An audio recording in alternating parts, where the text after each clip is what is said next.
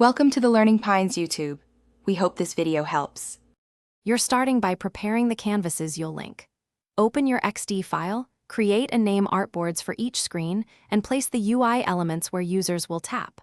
Once done, convert repeated items to components so interactions stay consistent. That makes future changes apply everywhere. Make sure buttons are visible and have distinct hit areas. You're ready for the first link. Select the triggering element, because linking begins with a source and a clear visual target. You now create the interactive connection. Switch to prototype mode and select the element that should trigger navigation. Drag the blue node to the target artboard and choose an action, transition for standard page changes, auto-animate when elements must morph, overlay for menus. Pick a trigger like tap or drag and set easing and duration to match expected motion. Once set, test the flow in preview. If you need conditional flows, duplicate artboards and vary states to simulate branches. Finish by testing every path.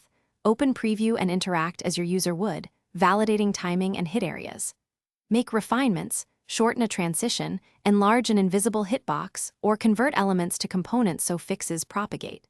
When sharing, generate a share link for stakeholders. If something breaks, first inspect layer order and whether elements are on the correct artboard, then look for disabled objects or overlapping prototype wires. Once repaired, retest to confirm the navigation feels natural and reliable. Thanks for watching. Consider subscribing if we helped you.